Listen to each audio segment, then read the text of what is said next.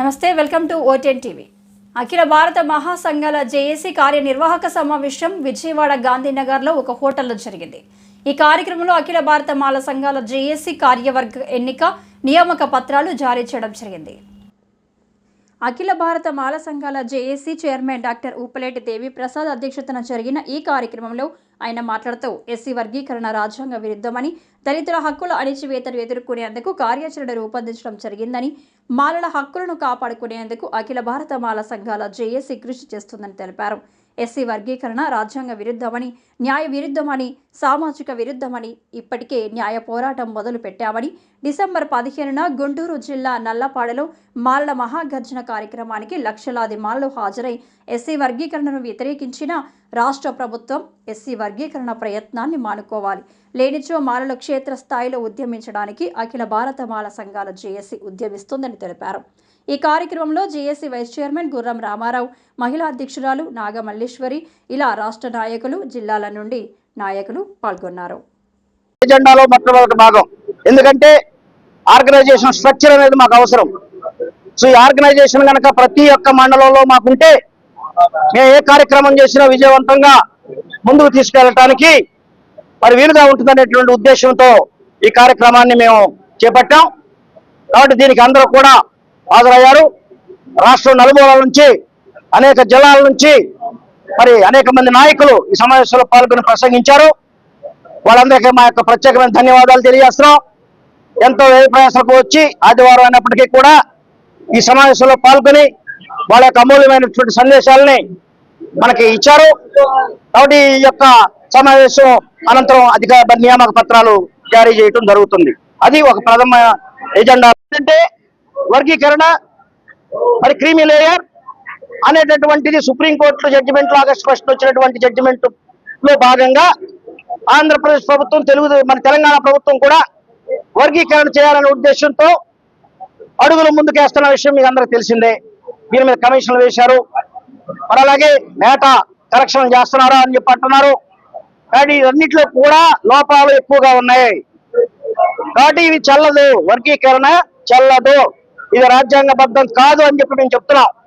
Supreme court ఏం చెప్పిందంటే ఈవి చెన్నయ్య కేసులో మరి ఉన్నటువంటి ఆర్టికల్ 341 ప్రకారంగా ఉన్నటువంటి కులాలను వర్గీకరణ చేయకూడదని ఆ కేసులో చెప్తే మరి ఇప్పుడు ఉన్నటువంటి జడ్జీలు చేయొచ్చు అని చెప్పి చెప్తున్నారు.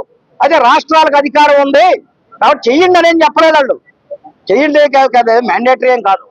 కాకపోతే చేసుకునే అధికారం రాష్ట్రాలకి ఉంది అని చెప్పి చెప్పడం జరిగింది. కానీ అది కూడా తప్పే. ఎందుకంటే సుప్రీంకోర్టు జడ్జిమెంట్ ఈవి చెన్నయ్య గారి కేసులో అన్ని అంశాలని చాలా మరి కూలంకషంగా చర్చించిన మీదటే తీర్పు ఇచ్చారు. అది మాకు ఆమోదయోగ్యం. కానీ ఈ తీర్పులో సరిగా జరగలేదు. ఇది మాకు ఆమోదయోగ్యం కాదు. దీని మీద మళ్ళీ ఫర్దర్ అప్పీల్కి వెళ్తాం. కాబట్టి ఇది ఫైనల్ జడ్జిమెంట్ ఏమి కాదు. ఫుల్ బెంచ్కి రిఫర్ చేయాలి. మరి రేపు చట్టం చేస్తే దానికి ఛాలెంజ్ చేస్తాం. చేయకముందే ఇప్పుడు ఛాలెంజ్ చేశాం. ఆర్ఆర్ మిశ్రా కమిషన్ నియామకమే చెల్లదని చెప్పి హైకోర్టులో రిట్ వేశాం.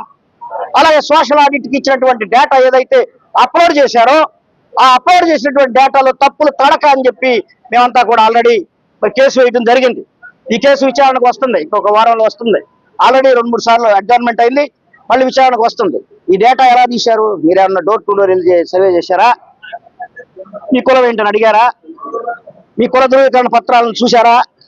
ఏమీ లేకోకుండా వీడు క్రిస్టియను, వాడు హిందూ, వాడు మాల కాదు, వీడు మాదిగా, లేదా అట్లా మాలల్ని మాదిగలుగా, కమ్మ వాళ్ళని మాదిగలుగా, బీసీలని మాదిగలుగా, మాదిగ జనాభా పెంచి మాదిగలకి ఎక్కువ పర్సెంటేజ్ ఆఫ్ రిజర్వేషన్ ఇవ్వాలనే దురుద్దేశంతో రాష్ట్ర ప్రభుత్వం అన్ని తప్పులు చేస్తుంది. కాబట్టి మేము చూస్తూ ఊరుకోలేము. కాబట్టి దీని మీద కేసులు వేశాం. ఈ యొక్క సర్వే చెల్లదు. ఈ డేటా ప్రకారంగా రిజర్వేషన్ చేయటం, వర్గీకరణ చేయటం కుదరదు. అసలు వర్గీకరణే కుదరదు. ఎందుకంటే వర్గీకరణ మేము వ్యతిరేకిస్తున్నాం. అంబేద్కర్ గారు పెట్టినటువంటి ఆర్టికల్ 341 షెడ్యూల్లో ఉన్నటువంటి ఉమ్మడి వాటా మాత్రమే మాకు ఆమోదయోగ్యం. విభజన కుదరదు. నిలువున ఏబిసిడీలుగా విభజించడానికి రాజ్యాంగం ఒప్పుకోదు. సపోజ్ నాకు 15% రిజర్వేషన్ ఉంది రాజ్యాంగం ప్రకారంగా, మీరు దాన్ని 5%, 6% తగ్గిస్తే నా రాజ్యాంగ హక్కును మీరు తగ్గించట్లేదా? నేను కోల్పోవట్లేదు రాజ్యాంగ హక్కుని. అందుకే మేము రాజ్యాంగ విరుద్ధం అంటున్నాం. మేము దీన్ని మాదిగలకి వ్యతిరేకం కాదు. మాదిగలకు కూడా నష్టమే. మాదిగలు 15% ఉంటే 15% వాళ్ళు కూడా పోటీ పడవచ్చు కదా. మాదిగలకు మళ్ళీ 5-6% ఇస్తే మరి వాళ్ళు నష్టపోతారు కదా. పైగా 59 కులాలను మాలామాదిలో ఒకటి ఇష్యూే కాదు, 59 కులాలు ఉన్నాయి.